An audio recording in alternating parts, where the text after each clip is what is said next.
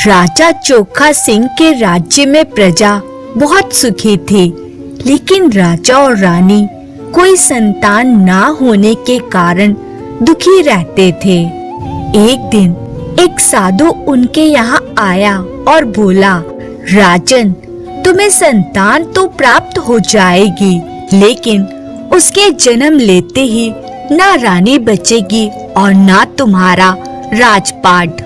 रानी बोली, हमें केवल संतान चाहिए, फिर चाहे जो हो। उस साधु के उपाय से रानी को एक पुत्र की प्राप्ति हुई, लेकिन उसे जन्म देने के साथ ही रानी चल बसी। रानी की मौत के कुछ दिनों बाद वही साधु फिर से राजमहल में आया।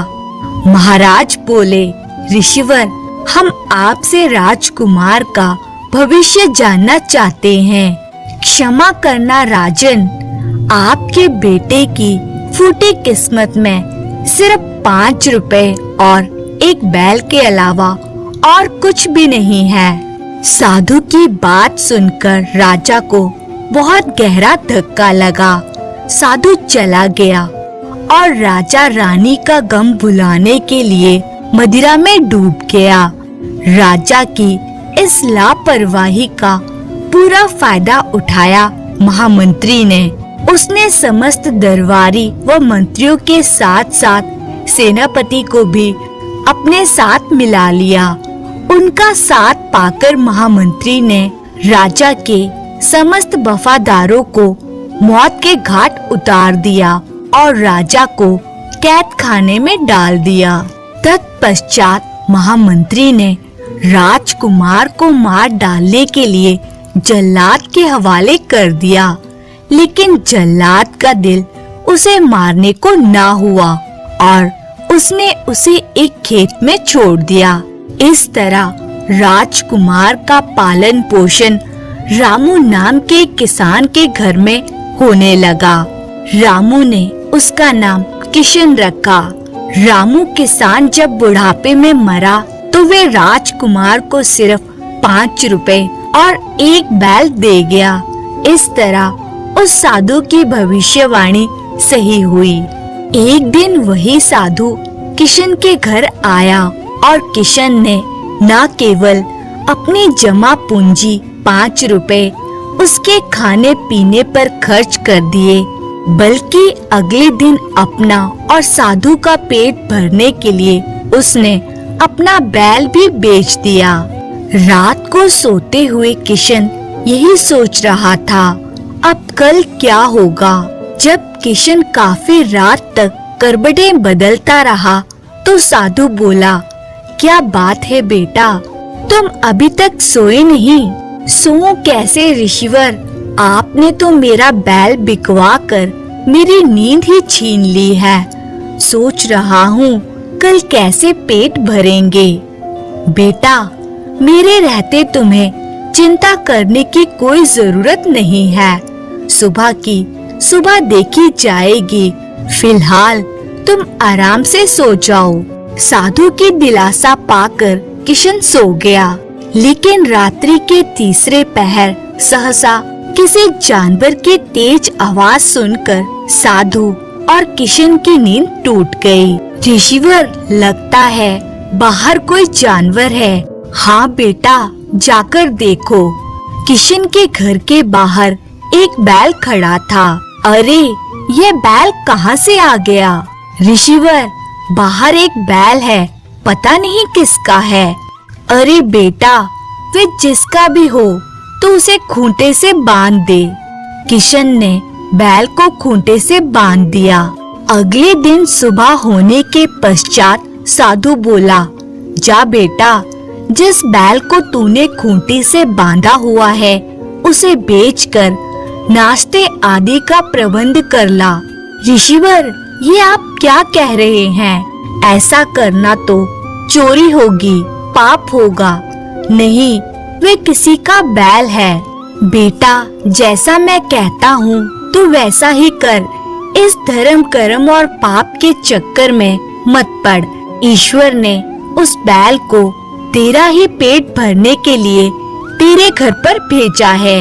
नहीं ऋषिवर, मैं जानबूझकर अपने सिर पर पाप नहीं ले सकता, क्योंकि मैं ये अच्छी तरह से जानता हूँ कि वह बैल मेरा नहीं है।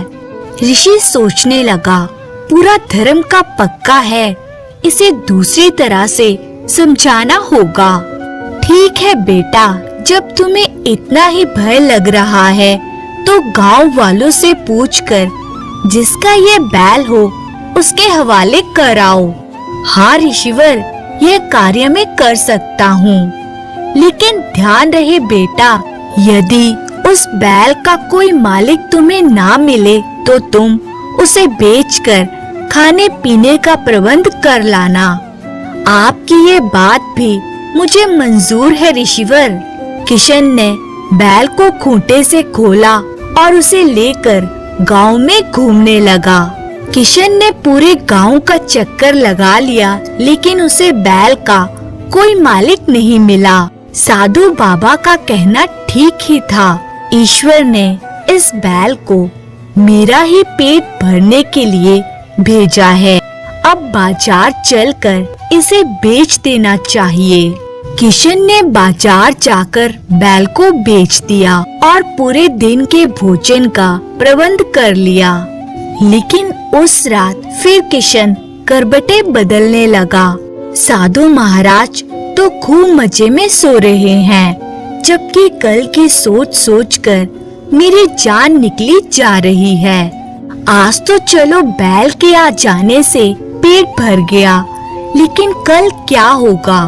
कहीं रोज रोज बैल थोड़े ही मेरे खूंटे से बंधने के लिए मेरे आंगन में आ जाएंगे। तभी साधु बोला, अरे बेटा किशन, क्या बात है, तुम अभी तक सोए नहीं? क्या करूं ऋषिवर, कल की सोचकर मुझे नींद नहीं आ रही है।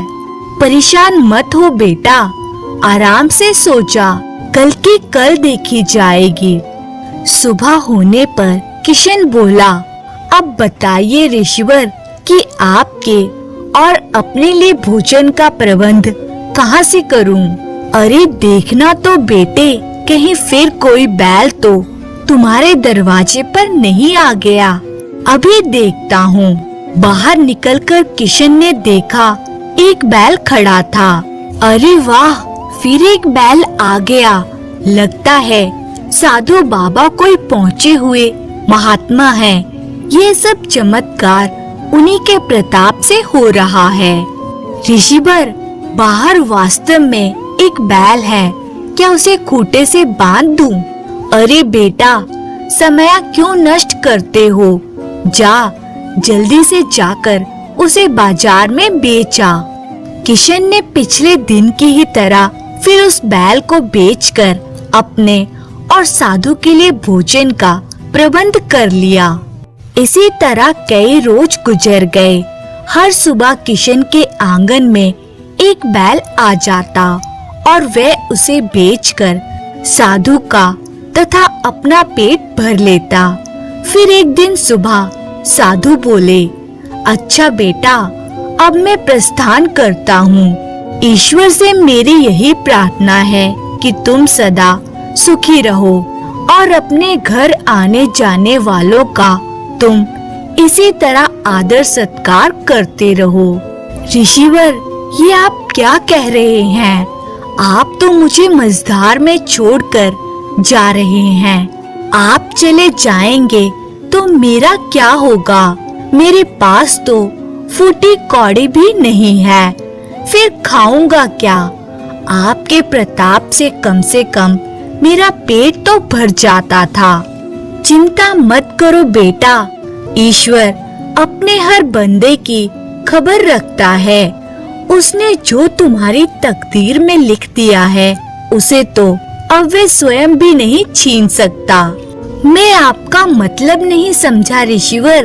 बेटा, तुम्हारी किस्मत में ईश्वर ने 5 रुपए और एक बैल लिखा हुआ है, अतः तुम कुछ करो या नहीं, यह तो तुम्हारे पास हमेशा रहेगा।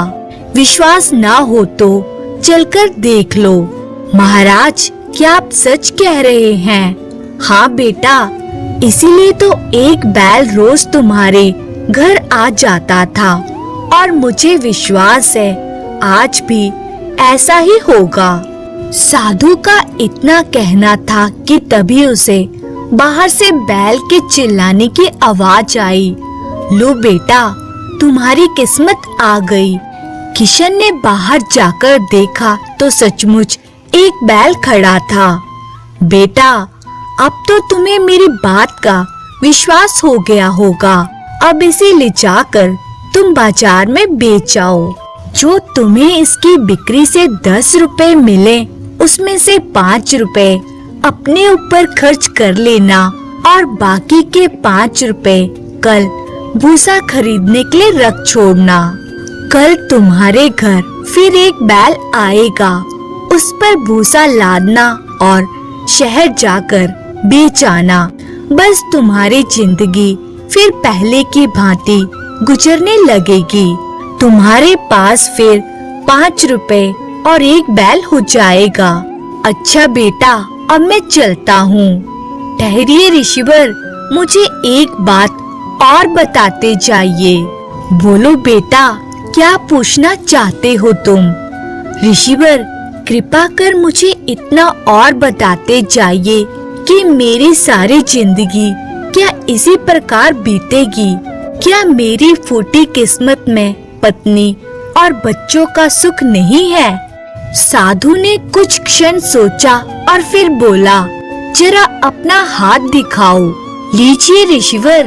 वाह, तुम्हारी किस्मत तो बदलने वाली है। वे कैसे ऋषिवर? तुम्हारी होने वाली पत्नी और बच्चे से तुम्हारी तकदीर बदल जाएगी। फिर तुम्हें काम काज करने की कोई चिंता नहीं रहेगी। तुम फर्श से अर्श तक पहुंच जाओगे। क्या सच ऋषिवर? हाँ, लेकिन ध्यान रहे, जिस किसी भी लड़की से तुम्हारा विवाह तय हो, सहर्ष उसे स्वीकार कर लेना। ठीक है ऋषिवर। और फिर साधु महाराज वहाँ से चले गए और किशन ने बैल बेचकर 5 रुपए में अपने लिए भोजन का प्रबंध किया और 5 रुपए अगले दिन भूसा खरीदने के लिए बचाकर रख लिए। अगले दिन सुबह उसे फिर एक बैल अपने घर के सामने मिल गया। किशन ने 5 रुपए का भूसा खरीदकर उस बैल पर लादा और शहर बेचने के लिए चल पड़ा। इस प्रकार उसकी जिंदगी फिर पहले के समान चल पड़ी।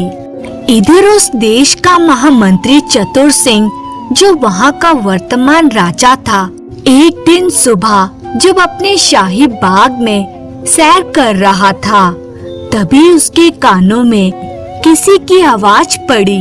सखी, देख इस मूर्ख राजा को, कितनी मस्ती से सैर कर रहा है, जैसे इसे किसी चीज की चिंता नहीं। राजा सोचने लगा, ओह, कोई मेरे विषय में ही बातें कर रहा है। राजा ने आवाज की दिशा में सिर घुमाया तो उसे एक पेड़ की डाल पर 2 चिड़िया बैठी दिखाई दी। दूसरी चिड़िया बोली, ये तुम क्या कह रही हो?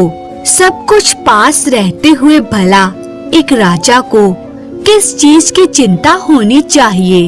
इसे अपनी युवा बेटी की चिंता होनी चाहिए सखी, जो लूली लंगड़ी और अंधी है, जिससे कोई शादी नहीं करना चाहेगा। तो इसमें भला राजा का क्या दोष? वह तो अपनी बेटी की फूटी किस्मत नहीं बदल सकता।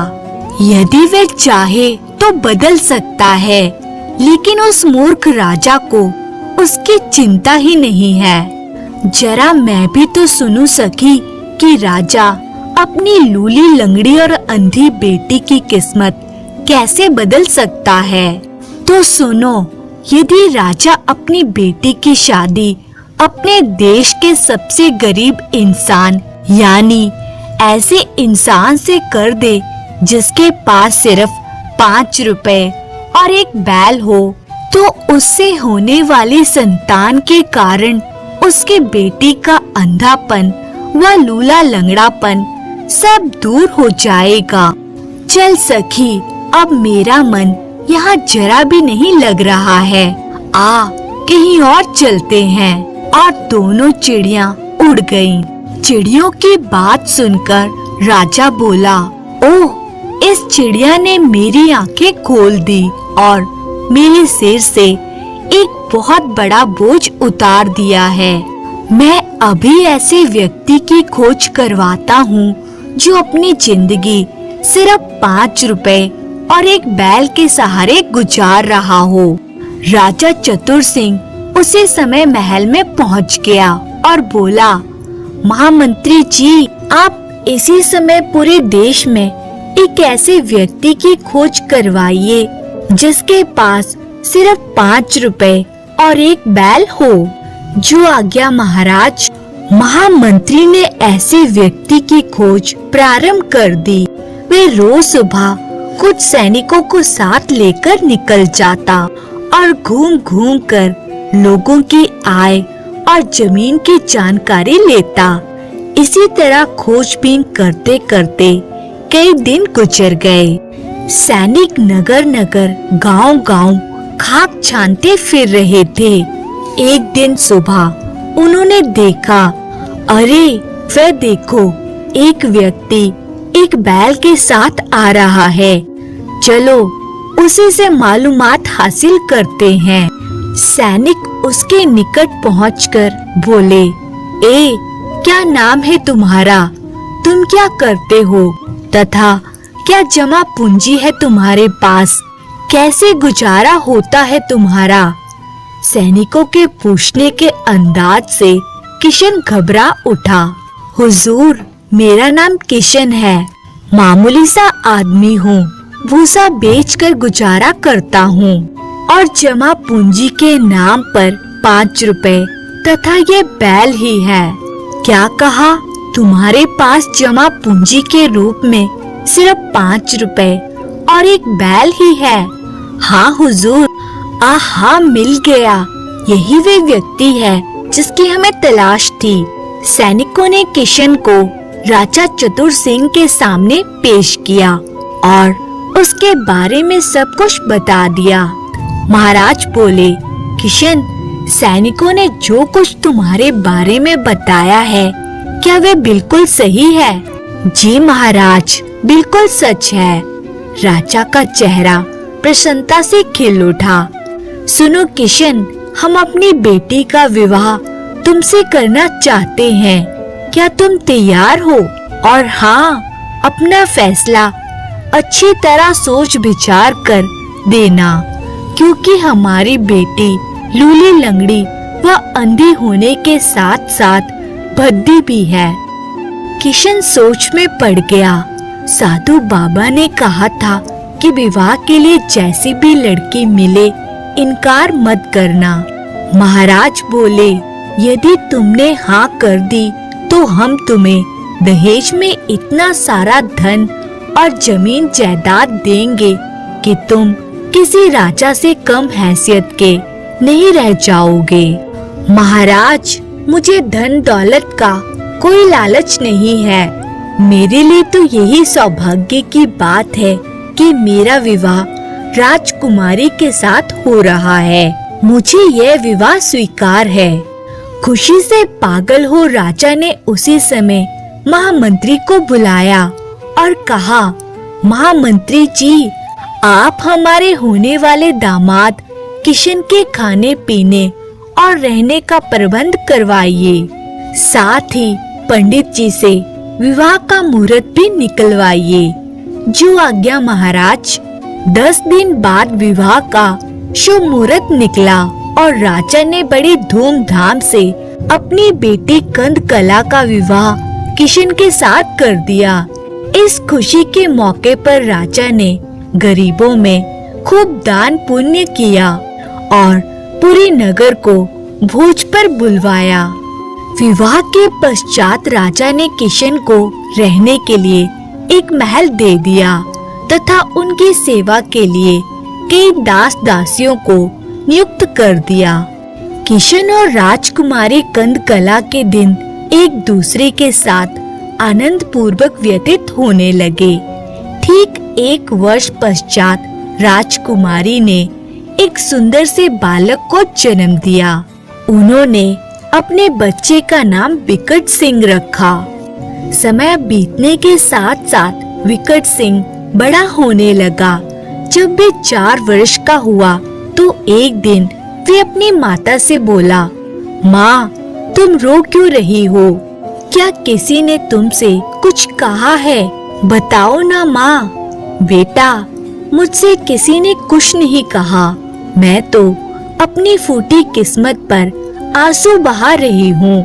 क्या ये मेरे लिए कम दुख की बात है कि दुनिया के सभी सुख हमारे घर में उपलब्ध होते हुए भी मैं तुम्हें और तुम्हारे पिता को देख पाने में लाचार हूँ।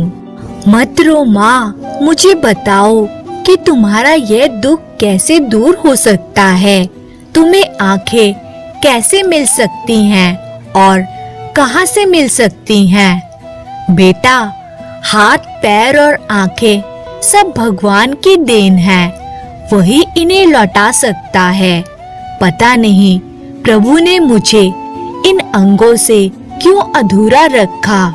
विकट सिंह बोला, यदि ऐसी बात है तो मैं उनसे तुम्हारी आंखें लाऊंगा। बस तुम मुझे यह बता दो कि भगवान कहाँ मिलेंगे। बताओ ना माँ, भगवान कहाँ रहते हैं? बेटा, उसका कोई घर या ठिकाना नहीं। वे पूरी दुनिया में और प्रत्येक प्राणी के हृदय में वास करते हैं। उन्हें जो भी सच्चे दिल से याद करता है या पुकारता है, वे उसे दर्शन देते हैं और उसके मनोकामना पूरी करते हैं। माँ, तब तो उनसे मिलना बहुत आसान है। मैं जरूर उनसे मिलूंगा और तुम्हें स्वस्थ करने की प्रार्थना करूंगा। ओह मेरे लाल, तू कितना प्यारा है। इतना नन्हा सा होकर भी कितनी बुद्धिमानी की बातें करता है। तू चिंता मत कर माँ, अब तेरे सारे दुख जल्दी ही दूर हो जाएंगे।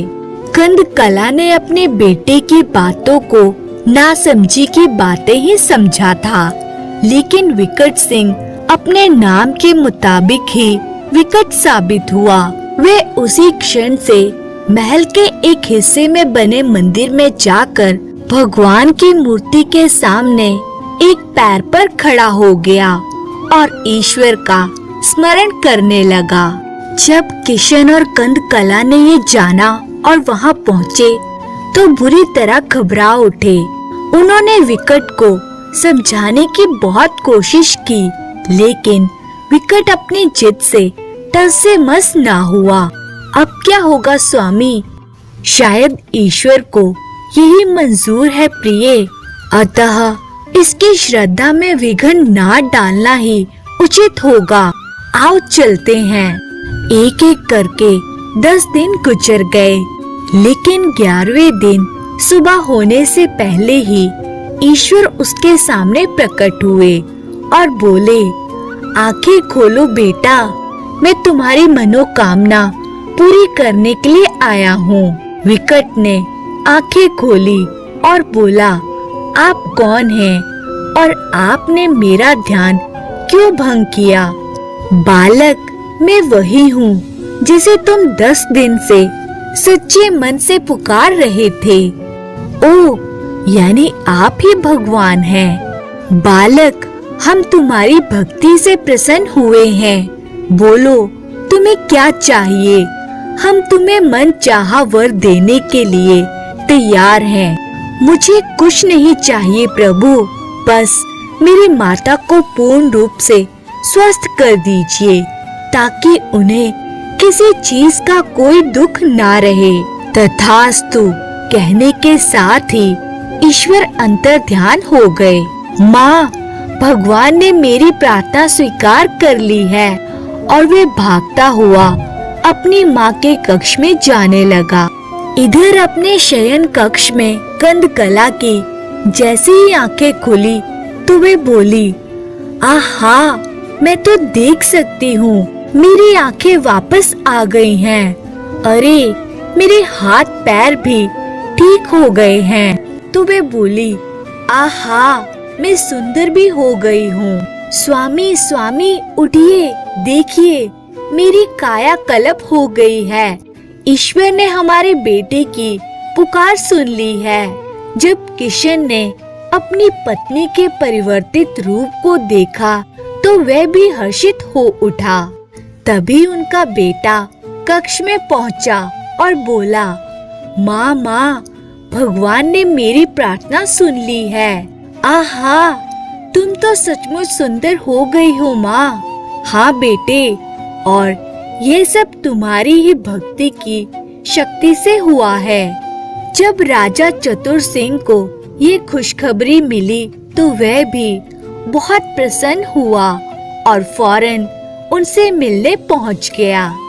समय बीतता रहा और 20 वर्ष पश्चात उसी साधु ने किशन को देखा और बोला, अरे वह तो राजकुमार किशन प्रतीत होता है, लेकिन वह बैल के साथ कहाँ जा रहा है?